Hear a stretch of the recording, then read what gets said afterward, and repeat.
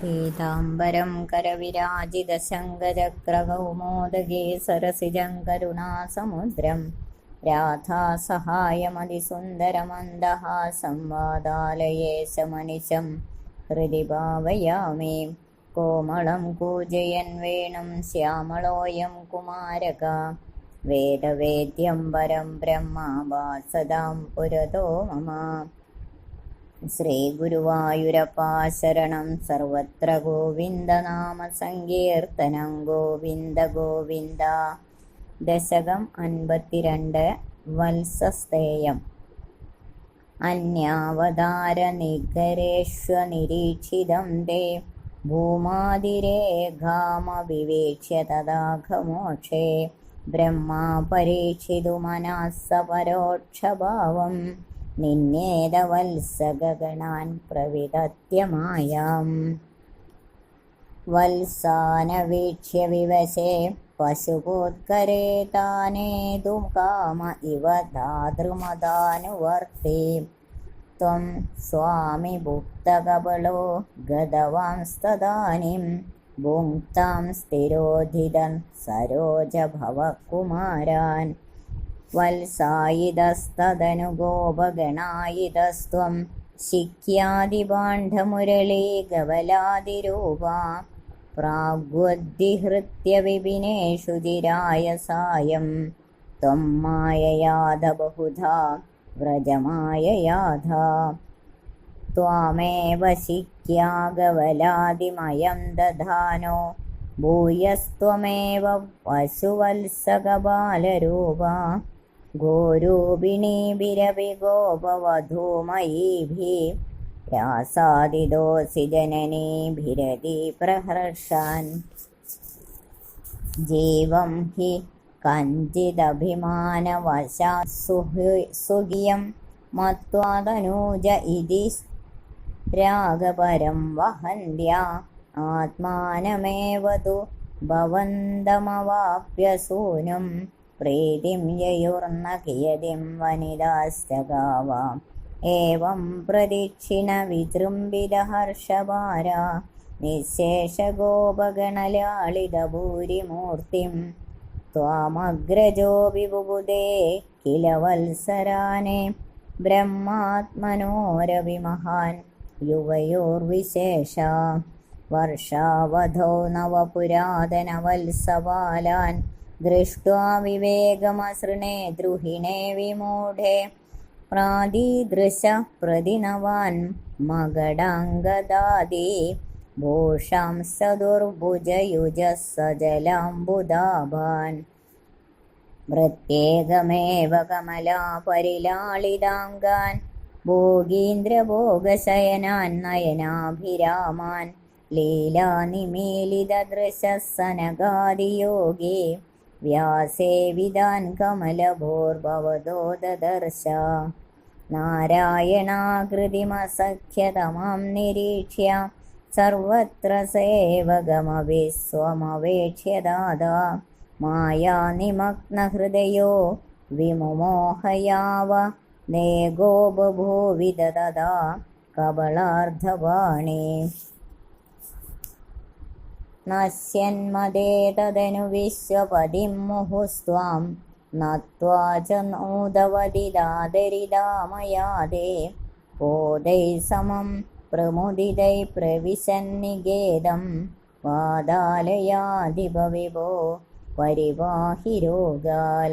സർവത്ര ഗോവിന്ദനാമ സങ്കീർത്തനം ഗോവിന്ദ ഗോവിന്ദ.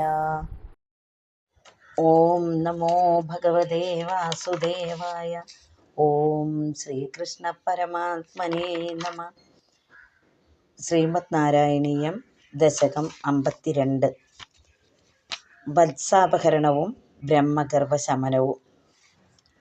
അന്യാവതാരനികരേഷ്വനിരീക്ഷിതം തേ ഭൂമാതിരേകമഭിവീക്ഷ്യ തദാഘമോക്ഷേ ബ്രഹ്മാ പരീക്ഷിതു മനഃസ പരോക്ഷഭാവം നിന്നേതവത്സഗണാൻ പ്രവിതത്യമായാം.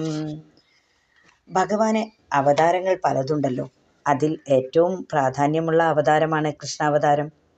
കൃഷ്ണാവതാരത്തിൻ്റെ മഹത്വം ഒന്ന് നേരിട്ട് പരീക്ഷിച്ചറിയാൻ ബ്രഹ്മാവിന് തോന്നി.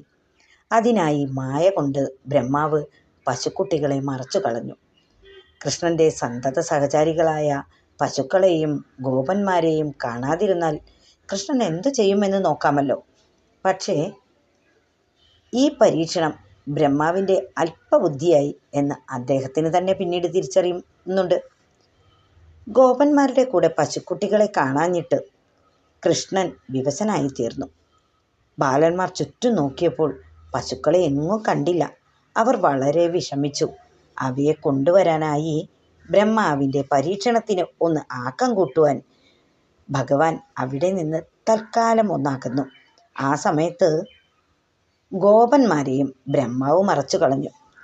ഗോപന്മാരും ഗോക്കളുമെല്ലാം മറഞ്ഞു കഴിഞ്ഞപ്പോൾ അവരുടെ എല്ലാം രൂപം എടുത്തിട്ട് കുറേ സമയം വനത്തിൽ ക്രീഡിച്ചിട്ട് സന്ധ്യയായപ്പോൾ ഭഗവാൻ സ്വന്തം വ്രജത്തിലെത്തി. നമ്മുടെ പ്രപഞ്ചം തന്നെ ഗോലോകമാണ്. മറഞ്ഞിരുന്നു കൊണ്ട് പ്രകാശിക്കുന്നതും പരബ്രഹ്മസ്വരൂപിണിയായ ഭഗവാൻ തന്നെ. നാം ഭഗവാന്റെ നിഴലുകളാണ്. അതായത് നാം എല്ലാം ഭഗവാൻ തന്നെയാണ് എന്ന് സാരം.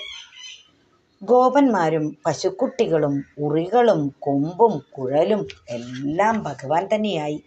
ഭഗവാൻ ഭഗവാനെ തന്നെ വഹിക്കുന്നവനായി എന്നർത്ഥം. ഗോകുലത്തിലെത്തിയപ്പോൾ ഗോപമാതാക്കളും ഗോമാതാക്കളും ഭഗവാൻ തന്നെയായി. ഭഗവാന്റെ അദ്വൈത സ്വരൂപമാണ് ഇവിടെ കാണിക്കുന്നത്. തങ്ങളിൽ നിന്ന് രൂപമെടുത്ത ആത്മാവിനെ തങ്ങളുടേതെന്നും തങ്ങളുടെ പുത്രൻ എന്നും ചിന്തിച്ച് ലാളിക്കുകയാണ് വാസ്തവത്തിൽ അമ്മമാർ ചെയ്യുന്നത്. അങ്ങനെയുള്ള അമ്മമാർക്ക് പുത്രസ്നേഹത്തെക്കാൾ കൂടുതൽ അത്ഭുത സ്വരൂപിയായ ഭഗവാൻ പുത്രനാണെന്ന് വിചാരിച്ച് അറിയാതെ ഉണ്ടായാൽ ആനന്ദം കൂടുതൽ അനുഭവവേദ്യമാകും.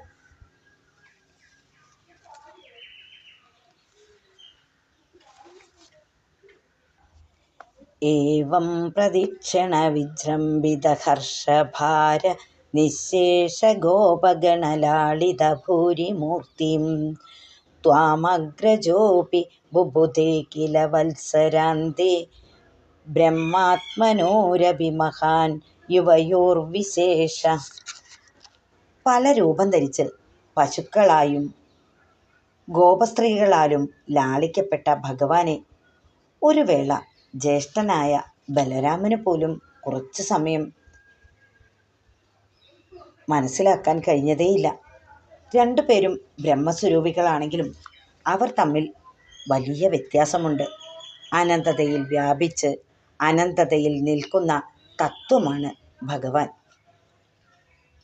ഇപ്രകാരം ഒരു വർഷം കഴിഞ്ഞപ്പോൾ, അതായത് ബ്രഹ്മാവ് പശുക്കുട്ടികളെയും ഗോപന്മാരെയും മറച്ച് ഒരു വർഷം കഴിഞ്ഞപ്പോൾ, വൃന്ദാവനത്തിൽ പശുക്കളെയും ഗോപാലന്മാരെയും ബ്രഹ്മാവ് കണ്ടിട്ട് താൻ അപഹരിച്ചവരെയും പുതിയ ഗോക്കളെയും ഗോപന്മാരെയും തിരിച്ചറിയാൻ അദ്ദേഹത്തിന് കഴിവില്ലാതായി. അപ്പോൾ കിരീടം, തോൾവള ഇവയണിഞ്ഞ് 4 കൈകളോടും കൂടി മേഘശ്യാമന്മാരായി അവരെ ഭഗവാൻ കാണിച്ചു കൊടുത്തു. അവരെ എല്ലാവരെയും മഹാലക്ഷ്മി പരിപാലിക്കുന്നു. അവർ ആദിശേഷ പര്യങ്കത്തിൽ കിടക്കുന്നു. അവർ സുന്ദരന്മാരും യോഗനിദ്ര അനുഭവിക്കുന്നവരുമാണ്. സനകാദികൾ അവരെ സേവിക്കുന്നു. അവരെല്ലാവരും വിഷ്ണു രൂപികളായി ശോഭിച്ചു. ഇപ്രകാരം അനേകം വിഷ്ണുരൂപന്മാരെയും താൻ അവരുടെ സമീപത്ത് ഭക്തനും ഭക്തൻ്റെ നാനാത്വവും പിന്നീട് ബാലമുരളീകൃഷ്ണനായ ബാലഗോപാലനായും ബ്രഹ്മാവ് ഭഗവാനെ കണ്ടു. ഓരോ ഭഗവാന്റെ അടുത്തും ബ്രഹ്മാവ് വിഷ്ണു സേവകനായി നിൽക്കുന്നത് കണ്ടു. അപ്പോൾ ബ്രഹ്മാവ് മായയിൽ മുഴുകി എന്ന് പറയേണ്ടതില്ലല്ലോ. അപ്പോൾ പകുതി ഉരുള കരത്തിൽ വഹിക്കുന്ന ഒരു ബാലകനായി ഭഗവാൻ തീരുകയും ചെയ്തു. അതായത് ബ്രഹ്മാവിന് തന്നെ ഇപ്പോൾ എന്താ സംഭവിക്കുന്നത് എന്ന് ഒരു നിമിഷം അത്ഭുതമായി. മായയിൽ പതിച്ച് അഹങ്കാരം പോയ ബ്രഹ്മാവ് ഭഗവാന്റെ മഹത്വം വാഴ്ത്തി. പശുക്കളെയും പശുപന്മാരെയും വിട്ടയച്ചിട്ട് ബ്രഹ്മാവ് സ്വർഗലോകത്തേക്ക് പോയി. ഭഗവാൻ പശുക്കളെയും ഗോപന്മാരെയുമായി സ്വഭവനങ്ങളിലേക്കും പോയി. അങ്ങനെ എല്ലാം ഇരിക്കുന്ന